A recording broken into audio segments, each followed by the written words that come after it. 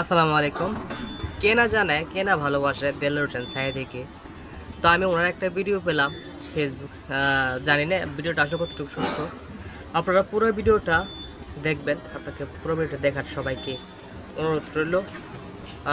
একটা অপারেশনের মাধ্যমে ওনাকে নাকি শহীদ করা হয়েছে। সত্যিকার অর্থে আমি বিষয়টা জানি। যদি এরকমটা হয়ে থাকে তাহলে সত্যিকার অর্থে খুবই একটা মর্মান্তিক ঘটনা ঘটে গেছে।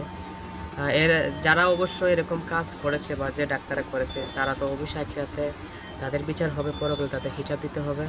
একজন ভালো মানুষ, একজন ভালো আলেমকে দেলোয়ার হোসেন সাঈদী কি এমন কোনো লোক নাই যে জানে না বা চিনে না? ছোট থেকে বড় সবাই তাকে সবাই শ্রদ্ধা করত। আমি ভিডিওটা পেলাম।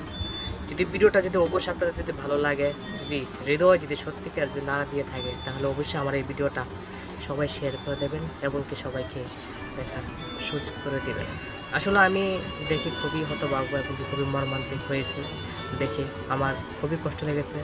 আসলে সত্যি কথা আমি জানি না যে ওনাকে কি সত্যিকার কি শহীদ করা হয়েছে, নাকি তিনি আল্লাহটাকে সাড়া দিয়ে তিনি না ফেরার দেশে চলে গেছেন। যদিও তিনি যদি মারা না গিয়েও থাকেন, তারপরেও আমি ওনার জন্য দোয়া করি।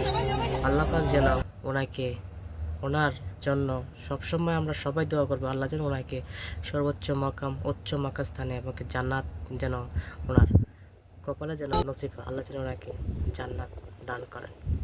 কেননা তিনি দেশ বিদেশ সব ভ্রমণ করেছেন, সফর করেছেন এবং কি তিনি ইসলামিক বিষয়ে আলোচনা করেছেন, যার জন্য ওনাকে কিন্তু সবাই